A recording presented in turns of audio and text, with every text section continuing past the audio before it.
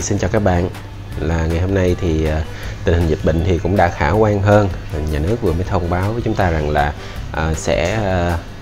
sắp tới đây sẽ cho hoạt động lại một số lĩnh vực và mọi người cũng có thể đi làm lại bình thường. Thì đây là một tín hiệu tốt.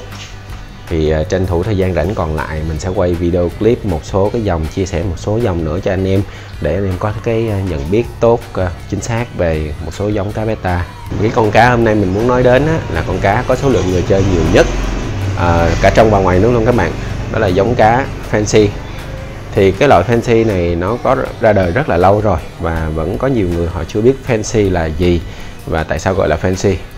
Thì nôm na cái từ Fancy này dịch từ tiếng Anh đó, nó là từ ngon nè, đẹp mắt nè, mến, vân vân, màu mè nữa. Thì đầu tiên thì cái tên gọi Fancy này được bắt nguồn từ Thái Lan và được tổ chức IBC. Dr. Trin Lucas ổng ghi vào sách IBC vào năm 2002 với thuật ngữ là Fancy Beta, tức là con cá beta đặc sắc.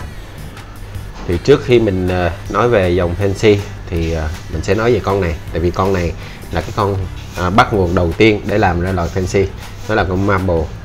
Thì Marble thì hiện giờ họ phát triển ra cái loại này gọi là Marble Blue Rim. Ngày trước cái con Marble là cái con mà sim đá mình hay sinh sản ra, cái con mà xanh xanh lột lột đó các bạn. Còn Marble hiện giờ thì nó là mình trắng và ba đuôi nó màu xanh. Mấy lần trước mình có làm clip Dragon thì cái con này nó hay bị lộn với con rồng á.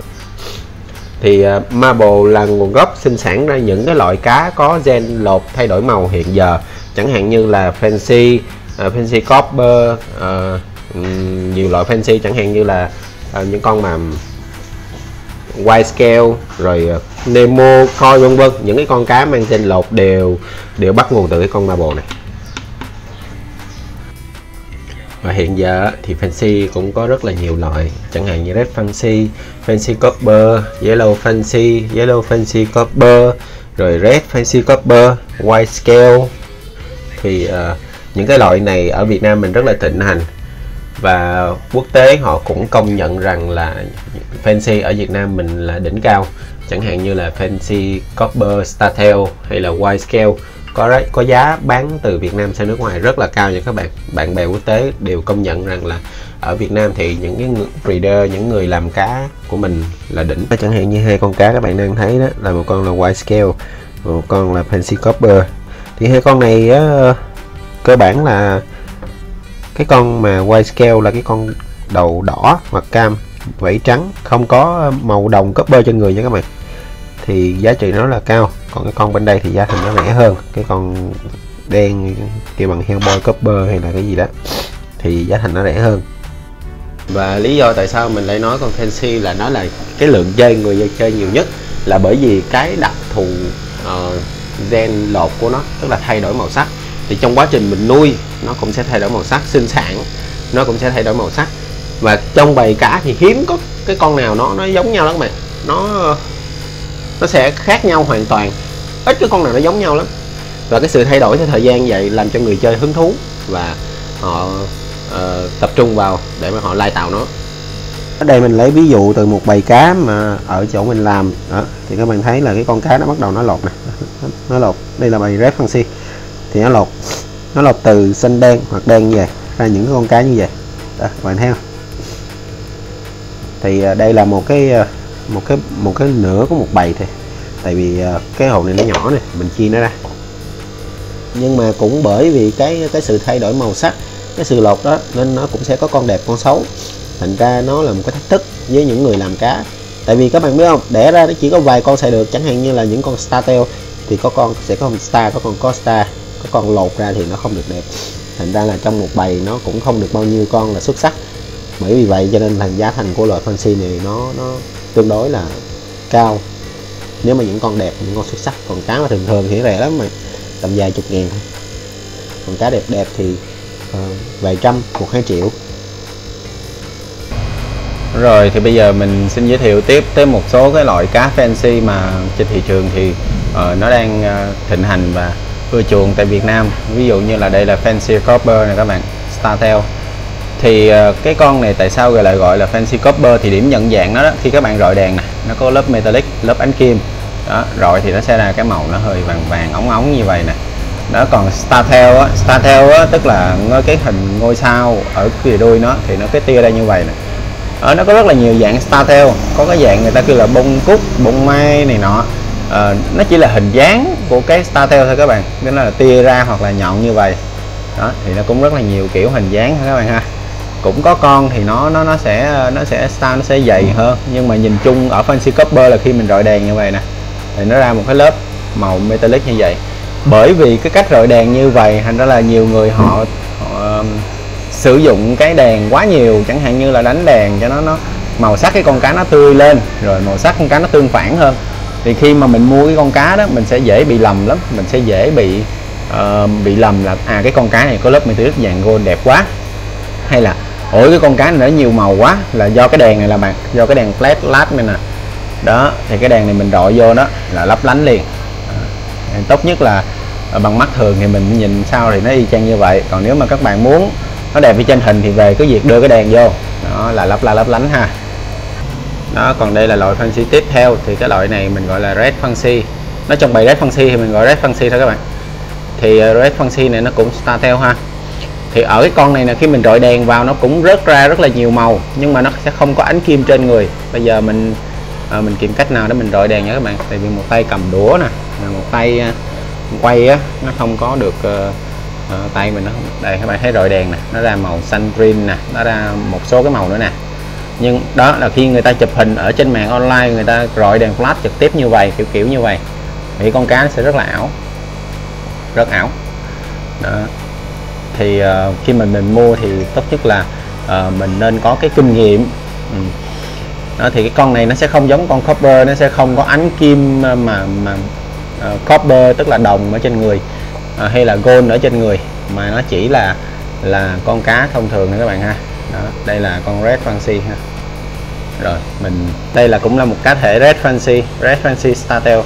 Thì từ con này nó cũng Red Fancy nhưng mà nó là nhị sắc. Nhiều người hiểu Red Fancy tức là nó đỏ nguyên con, không phải, nó là nền đỏ đó bạn, cái thịt bên trong nó màu đỏ, còn cái lớp metallic bên ngoài thì nó có thể là nó màu trắng, màu xanh. Nhưng mà thông thường Fancy này ta tính từ 3 màu, con nào bắt đầu từ 3 màu là tính Fancy ha, còn con nào nó 2 màu nó nhị sắc đó, thì ở trong bảng thi người ta sẽ không chịu tính nó là Fancy. Con này nó khoảng được 2 tháng mấy. Đây là một dạng cuối cùng, thì cái dạng này cũng không hẳn là cuối cùng đâu, Fancy thì còn nhiều loại lắm. Cái dạng này gọi là 50-50. Chỉ có anh em chơi cá lâu năm á, thì nhìn cái con này là biết 50-50 tức là không phải 50-50 hay là 50 thân body hay là 50 màu, mà nó là mang một nửa gen của Fancy Copper và Fancy thường. Lý do người ta đánh như vậy á, để người ta kiếm ra mỗi con Fancy thường có bộ form hoặc màu sắc tốt hơn. Thì ở cái con Fancy này, con này nó cũng chưa được đẹp nè, chút nữa mình sẽ lấy hình mình kiếm những cái con đẹp mình show cho các bạn xem. Thì ở cái con này á thì mình lý do tại sao mình phải phân biệt 50-50 là khi con này cộng về nè, khả năng nó sinh sản ra Fancy Copper và Fancy thường cùng chung một bầy. Thành ra là khi nếu mình là một người lai tạo, mình là một người tìm hiểu về beta thì mình nên tìm hiểu sâu hơn, để khi mà mình về cái tên gọi nó ảnh hưởng nhiều lắm tới khi cái quy tắc lai tạo của mình. Nhiều khi bây giờ anh đẻ Fancy Copper, anh bắt cái con Fancy Copper về mà đẻ ra con này đó là nguyên nhân mà mình phải gọi tên chính xác là như vậy. Rồi sẵn tiện nếu mà giới thiệu Fancy thì mình nói thêm về loại này. Ngày trước á, thì cái loại này nè người ta kêu nó là Fancy Koi, tức là con coi ngày trước nó không phải là nhiều màu như vậy, nó là đốm, ví dụ đen vàng cam, đen vàng đỏ, nó đốm, nó không có cái lớp vảy trên người, không có lớp metallic này trên người. Cái loại này thì cũng có một số bạn ở trên mạng bạn gọi sai tên. Thì có nhiều bạn gọi con này, cái con có vảy bên tay trái mình nè, là con Fancy Nemo. Con này cũng gọi là Fancy. Thì thật ra là gọi cũng không hẳn là sai. Tại vì ngày trước á, khi cái tụi này nè, thời kỳ trước á, họ không có cái tên gọi Candy á, thì họ gọi nó là Fancy Koi. Fancy Koi là con cá koi có cái lớp metallic bên ngoài, và nó sinh ra từ trong bầy Fancy đó, thì người ta gọi là Fancy Koi, để người ta đánh dấu là sau này cái con này mày mua về nè thì nó sẽ có khả năng nó đẻ ra Fancy đó. Thì sau này khi mà cái người lai tạo đó, họ lai tạo ra nhiều dòng hơn và nó mang đặc tính thuần, ví dụ như là cái bầy này mình đẻ ra thì khả năng nó lên vảy nhiều, giống như là tụi này như vậy, anh em nó này là ba anh em nè, thì anh em nó giống nhau nhiều như vậy, nó là 1.7 nhiều như vậy thì người ta sẽ có một cái tên mới, thì lúc này người ta gọi nó là Candy ha, Candy Nemo ha. Ở Việt Nam mình thì hay dùng nhiều từ chẳng hạn như là multicolor đó bạn, rồi Candy đó. Hay là có nhiều người gọi chơi vui là Nemo thôi cũng được. Nhưng mà lý do mà tại sao người ta lại gọi tên như vậy nó đều có lý do hết các bạn. Thành ra là khi mình mua con cá mình lai tạo thì mình nên biết chính xác cái con cá đó làm ra từ bầy nào, từ loại cá nào, thì cái tên gọi nó quan trọng đó các bạn. Ví dụ như bây giờ mình gọi chơi vui, mình gọi là con cá bông hoa mai, con cá hoa phượng, con cá phượng hoàng, con cá ABC vân vân các kiểu đều được nha các bạn, không sai nha. Mình không sai con cá, mình thích đặt cái gì mình đặt. Nhưng lý do tại sao cái người chơi chuyên nghiệp họ lại đặt chính xác cái tên con cá như vậy. Thí dụ như con này mình đặt là Candy, tại vì trong bầy nó sinh ra Nemo Candy, thì trong bầy nó sẽ sinh ra cái tụi này nhiều lắm, cái giống này nhiều lắm đó. Chứ thí dụ như bây giờ mình gọi con này là con Fancy Koi đi, thì cái người mà chơi chuyên nghiệp họ sẽ không mua, họ mua về họ để ra Fancy, không nguyên bầy Fancy không đó. Lý do mình phải cần biết cái tên chính xác là như vậy, chứ không hẳn là mình bắt lỗi là sai hay đúng. Tại vì bản thân nếu mà là bạn là một người chơi thông thường thì ôi trời ơi tao là con mua con cá sim, biết con cá sim là được, biết cái màu làm cái gì. Nhiều khi mình nói vớ va vẩn thì người ta lại chửi. Nhưng mà khi mà mình chơi đã bắt đầu mình tìm hiểu, mình rành, mình nên biết chính xác, tức là tên gọi là đầu tiên. Thứ hai là mình biết về cái nguồn gốc cái con cá đó, cái loại con cá đó, để khi mình sinh sản mình lai tạo thì mình biết nó là con gì. Chứ bây giờ ví dụ như ông A này ông làm cái con cá đó rồi, xong cái bạn chơi, bạn đi mua con cá đó về, bạn cố tình bạn lai ra tao lai ra con Candy, trong khi ở ngoài kia nó cái nhóc ngang hết trơn, bạn lai tạo thêm 5-6 tháng năm trời mới ra được con Candy như người ta. Thôi thì đi ra ngoài mua con Candy về để 3 tháng sau có cá để chơi rồi, đúng không? Thì nếu mà là một người lai tạo thì phải biết chính xác cái nguồn gốc, cái tên gọi. Còn các bạn chơi vui vui thì biết tên nó cũng hay lắm nha. Chẳng hạn như bây giờ cầm con cá ra chơi, bạn nói ôi con này con gì đẹp quá bạn, con này đẹp gì quá, xong không biết tên gì, kêu là trộn lông cháo phụng gì đó. Rồi sau này cái thằng bạn đó nó biết chơi đi, nó nói trời ơi mày nói tầm bậy tầm bạ, con này người ta kêu con Candy nè ông nội đó. Nó cũng là trường hợp vui vui. Rồi trên màn hình các bạn hiện thấy bây giờ nó là con Fancy Copper Startail. Thì cái con cá trên hình đó có giá trị rất là cao. Thì lý do nó cao là bởi bộ form vây đuôi Startail và cái bộ đuôi nó lớn và cái màu sắc đậm đà, phân mảng rõ ràng. Thì đây không phải là mình PR con cá, nhưng mà mình nói để cho các bạn hiểu là tại sao giá trị con cá nó cao. Thứ nhất là các bạn nhìn độ tương phản của con cá này và các bạn so với những cái con Fancy Copper khác của những người chơi khác. Chỉ có những người chơi chuyên nghiệp hoặc những người chơi mà họ có sự đầu tư thì họ có mới làm được con cá như thế này. Mình không phải là khen cho cá nhân mình, nhưng mình đang nhận dạng cho các bạn thấy là giá trị của một con cá. Có nhiều bạn lên mạng bạn mua cá, bạn tra thì bạn thấy ở Fancy Copper cái chỗ này sao nó cao quá, có nhiều chỗ nó bán rẻ lắm, tại sao chỗ này bán rất là mắc. Thì cũng có con mắc con rẻ các bạn. Có nhiều người họ có sở thích là họ bán cái con cá nó chỉ đường vừa tầm khoảng vài chục trăm ngàn thôi, là bởi vì họ thấy giá trị con cá họ như vậy. Nhưng có nhiều người họ lại thích bán con cá vài triệu thì nó cũng không phải là cao. So với một cái con cá, tại công trình làm ra một con cá như thế này rất là khó khăn các bạn. Trong một bầy mình không kiếm được bao nhiêu con gì hết.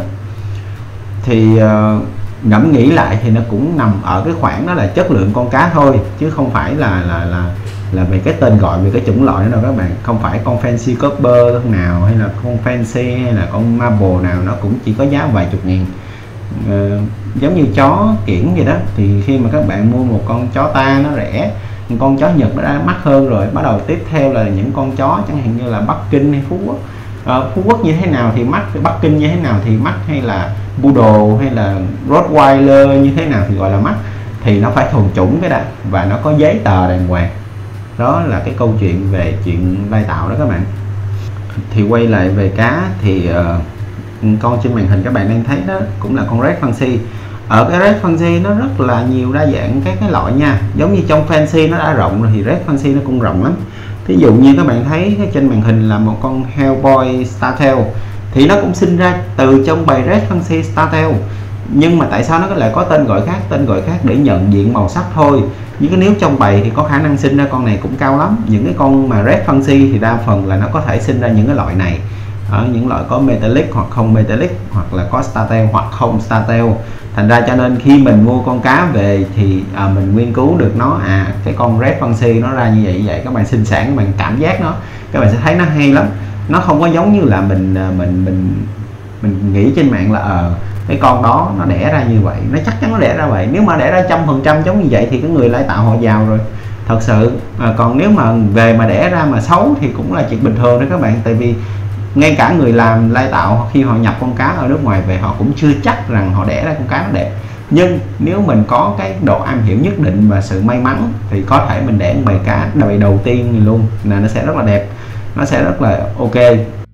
Và nếu như mà mình lai tạo không thành công á, mình lai tạo lại mình có thể mất từ vài tháng tới 1 năm thì các bạn đừng buồn. Tại vì các bạn biết không, cái con marble, cái con mà mình nói là nó xuất xứ, nó làm ra những dòng cá có gen lột hiện giờ, những con cá mà thay đổi màu hiện giờ đó là nó có mặt tại trái đất này vào năm 1970 đó. Được 2 nhà lai tạo người Mỹ và những người nữa họ làm ra. Và để cho các bạn nhận biết á, rằng marble nó có bao nhiêu màu sắc á, thì ở quốc tế họ quy định là như vậy. Cái con marble á, là không phải màu xanh trắng không, mà nó có thể là đỏ trắng, như con Nemo mà cam đen hay là cam trắng hay là đỏ cam thì họ cũng gọi là marble, miễn sao mảng màu nó đốm thôi các bạn. Rồi mãi về sau này thì họ lai tạo thêm một giống marble nữa, đó là marble dot. Thì cái con marble đó nó giống như con chó đốm như vậy, nó đốm. Thành ra là người ta hay gọi vui là marble rock đó, nhưng mà không phải, nó là marble dot. Thì như đầu video mình có nói á, là cái tên fancy á, nó bắt nguồn từ Thái Lan, được ghi nhận trong tiêu chuẩn của IBC do Dr. Jean Lucas vào năm 2002. Ông dùng thuật ngữ là fancy beta, tức là chỉ con beta đặc sắc, với ý nghĩa như là beta cảnh hay là show beta. Vào năm 2005 á, thì từ này dùng mô tả những con beta cảnh với beta cảnh thời đó nó gọi là beta placat cảnh á, thì với đủ màu sắc lạ mới trên một con cá, chẳng hạn như là đỏ, cam, vàng, trắng, đen. Đây là ảnh hưởng của beta cảnh từ Âu Mỹ. Trước đó thì đa số beta placat Thái á, đều có màu sắc ánh kim truyền thống. Truyền thống là mấy con mà solid á, chẳng hạn như xanh dương, xanh lục và xanh thép. Rồi và mãi tới 5 năm sau, vào năm 2010 thì những con marble beta với 3 màu bắt đầu xuất hiện trên thị trường và nó cũng có tên gọi là fancy. Dẫu một số con marble 2 màu rất là đẹp nhưng mà họ cũng gọi là fancy luôn các bạn. Thì cái tên marble nó bắt đầu nó bị mất dần đi, sau này người ta làm ra con marble blue rim thì cái tên nó mới quay trở lại. Thì ngày nay fancy nó rất là nhiều màu, thậm chí là nó có từ 5 màu cho tới 7 màu luôn các bạn. Rồi 2 năm sau, vào năm 2012 thì một câu lạc bộ beta xuất hiện, một câu lạc bộ những người hâm mộ cái beta ở trên diễn đàn có tên là Underworld Fancy Club. Mà hiện giờ thì nhiều con fancy nó không có đủ 3 màu, thậm chí là cái hiệu ứng mà marble trên người, hiệu ứng cẩm thạch trên người nó rất là yếu, hơi bợt rồi dính chút ách kim ở góc đuôi, như các loại red fancy hay là mà người ta kêu là marble red dragon á. Thì ở bên tổ chức IBC họ rất là khó khăn cho việc này, tức là con fancy họ quy định nó phải từ 3 màu trở lên. Thành ra nếu mà các bạn đi thi con cá fancy ở trong một cái giải đấu IBC thì con cá mà các bạn phải có từ trên 3 màu, hoặc là không thì các bạn phải thi vô, thí dụ như con red fancy startail đi thì các bạn phải đăng ký cho bản startail, hoặc là những cái bản mà nó quy định về con fancy đó hoặc là con marble đó, nên chứ đừng nên đăng ký đại vô một cái bản fancy thì rớt. Thì cũng nhiều bạn chơi fancy bạn bị gọi sai tên gọi, là lý do cũng đúng thôi, tại vì nó nhiều quá. Bây giờ mình đọc vài một cái tên cho các bạn nhận thấy, chẳng hạn như là fancy thì nó có màu sắc chẳng hạn như là copper, red, orange, yellow, có con hellboy, con black thì nó cũng trong red fancy ra. Rồi bắt đầu mình tính theo kiểu hình, chẳng hạn như là star thì star nó cũng có orange, có copper, có yellow, có red. Rồi bắt đầu mình tính metallic thì nó là copper đó, copper thì nó có copper gold, copper thì nó sẽ gắn lên tên con cá, chẳng hạn như là con fancy, con red fancy mà có ánh đồng trên người và có startail thì mình gọi là red fancy copper startail, đơn giản đúng không? đó. Hoặc là những cái con mà có vảy dày hơn trong copper thì gọi là fancy dragon copper. Nó rất là nhiều cái kiểu gọi, nhưng mà thật ra thì nó cũng chỉ là cái hình dáng của con cá thôi. Ví dụ như là cái con cá mà mình ở trên hình các bạn đi, thì cái con đó mình gọi là red fancy. Ở tổ chức IBC thì họ kêu con marble đó. Đây là con này là con yellow fancy đó. Thì nếu mà nó đen hơn chút xíu thì người ta đưa bằng Hellboy. Con Hellboy nó không hẳn là một dòng riêng, nó chỉ là một tên thương mại nhận dạng. Rồi video thì đến đây nó cũng hơi dài rồi. Chủ yếu video này á, là mình giúp cho các bạn nhận biết được cái màu sắc cái con cá fancy, cái cách gọi tên của nó, nhận biết được cái độ đẹp, cái giá thành cũng như giá trị của sản phẩm. Hai nữa là củng cố thêm một số kiến thức cho các bạn chưa biết để các bạn có cái kinh nghiệm lai tạo. Rồi cảm ơn các bạn đã xem video, chúc các bạn sức khỏe.